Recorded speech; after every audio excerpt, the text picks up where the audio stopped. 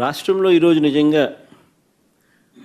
చంద్రబాబు నాయుడు గారి కుట్రల నేపథ్యంలో red book రాజ్యాంగం తాను ఇంప్లిమెంట్ చేస్తూ ఉన్న వైఖరి, పొలిటికల్ గవర్నెన్స్ అన్నది రాష్ట్రంలో చంద్రబాబు నాయుడు గారు టేక్ ఓవర్ చేసుకుని నడిపిస్తూ ఉన్న తీరును, వీటి నేపథ్యంలో రాష్ట్రంలో ఒక భయానక పరిస్థితి ఈరోజు వాతావరణము రాష్ట్రంలో నెలకొని ఉంది.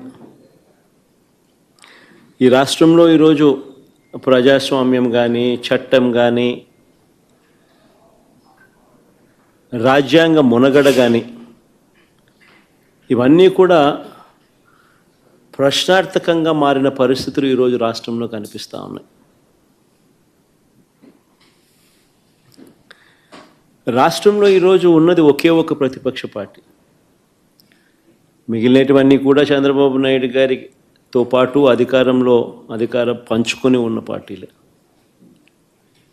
టీడీపీ అయినా, బీజేపీ అయినా,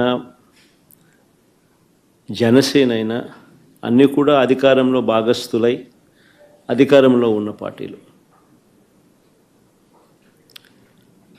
రాష్ట్రంలో మిగిలి ఉన్నది ఒకే ఒక్క ప్రతిపక్ష పార్టీ, వైఎస్ఆర్ కాంగ్రెస్ పార్టీ. ఈరోజు ప్రజలకు ఏ కష్టం వచ్చినా కూడా పలుకుతూ ఉన్న పార్టీ కూడా ఒక వైఎస్ఆర్ కాంగ్రెస్ పార్టీ.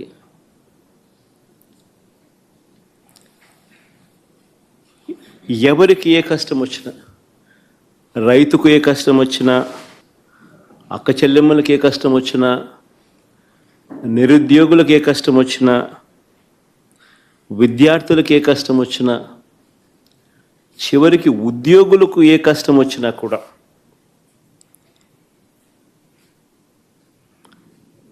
ఇదే కాక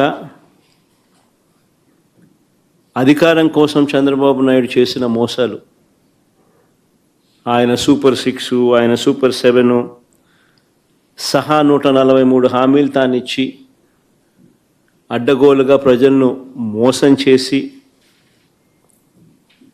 అడ్డగోలుగా తాను పరిపాలన చేస్తూ ఉన్న ఈ సంవత్సర కాలంలో తన మోసాలను ఎండకడుతూ తనను ప్రశ్నిస్తూ ఉన్న పార్టీ కూడా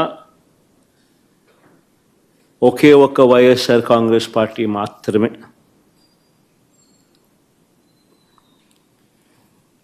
ప్రతిపక్షంగా ఒక పార్టీ ఉన్నప్పుడు